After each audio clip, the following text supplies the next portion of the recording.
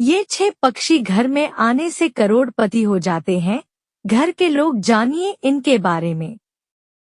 इंसान से पक्षियों की दोस्ती हमेशा से रही है। पक्षी उड़ते हुए कई बार लोगों के घरों की छत और मंडेर पर आकर बैठ जाते हैं। वहीं कुछ पक्षी इंसानों के घर पर अपना घोंसला भी बना लेते हैं।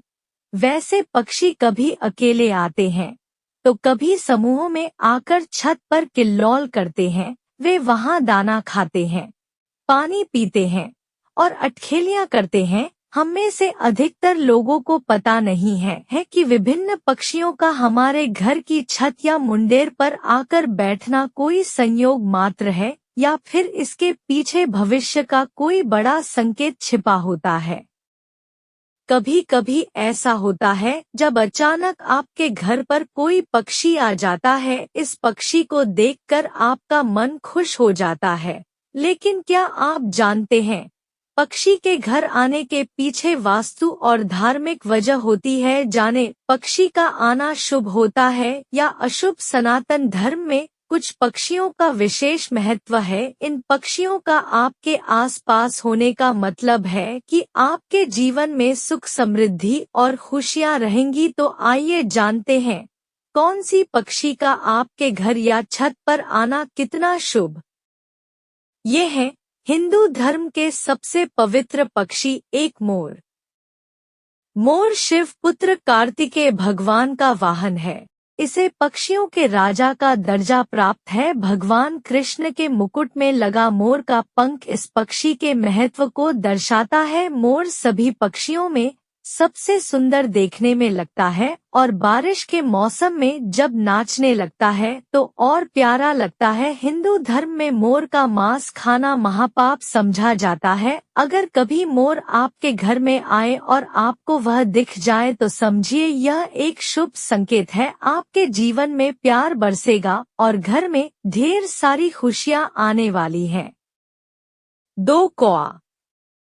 कौवा देखने में तो उसका रंग काला होता है, लेकिन श्राद्ध पक्ष में कौ का बहुत महत्व माना गया है। इस पक्ष में कौ को भोजना कराना अर्थात अपने पितरों को भोजन कराना माना गया है। कौए अतिथि के आने की सूचना भी देते हैं। जब भी आप किसी शुभ कार्य की योजना बनाएं और कौआ बोलने लगे तो आपका वह कार्य जरूर सिद्ध होता है। कौए को भविष्य में घटने वाली घटनाओं का पहले से ही आभास हो जाता है और आकर वह हमारे छत पर बोलने लगता है और हमें एहसास दिलाता है कि कुछ अच्छा होने वाला है। इसलिए कौवा जब आपकी घर घर के छत पर आकर बैठे तो भगाए नहीं बल्कि उसको दाना। 3 तोता। तोते का हरा रंग बुध ग्रह के साथ जोड़कर देखा जाता है। घर में तोता पालने से बुध ग्रह शांत होता है। कई लोग तो घर में तोता पालते हैं और वह तोता मनुष्य के बीच रहने के कारण मनुष्य की बोली भी सीख जाता है। अगर आप तोता पाल नहीं सकते तो कोई बात नहीं, घर में तोते की चित्र लगा लीजिए। घर में तोते का चित्र लगाने से बच्चों का पढ़ाई में मन लगता है।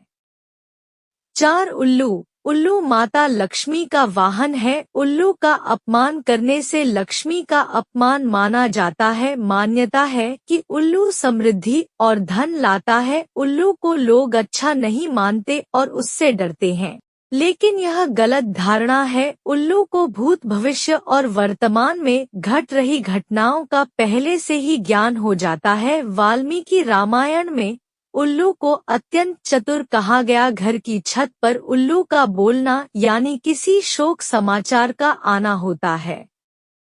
5 गौरैया। मान्यताओं अनुसार यह चिड़िया जिस भी घर में या उसके आंगन में रहती है वहां सुख और शांति बनी रहती है। कभी कभार आपने देखा होगा गौरैया किसी घर में ही अपना घोंसला बना देती है, लेकिन जब घरवालों की नजर में घोंसले पर पड़ती है तो वह उसे हटा देते हैं। लेकिन ऐसा बिल्कुल मत करिएगा। गौरैया का वास जिस घर में होता है वहां खुशियां उनके द्वार पर हमेशा खड़ी रहती है और वह घर दिनों दिन तरक्की करता रहता है। 6 नीलकंठ। शास्त्रों के अनुसार नीलकंठ पक्षी को भगवान शिव का प्रतीक माना जाता है। बहुत कम लोगों की छत पर नीलकंठ पक्षी दिखाई देते हैं। नीलकंठ पक्षी को देखने मात्र से भाग्य का दरवाजा खुल जाता है। यह पक्षी धन धान्य देता है। दशहरा पर नीलकंठ पक्षी का दर्शन करना बहुत ही शुभ माना जाता है। ऐसी ही वीडियो के लिए चैनल को सब्सक्राइब करें। रोजाना मिलेगी नई जानकारी।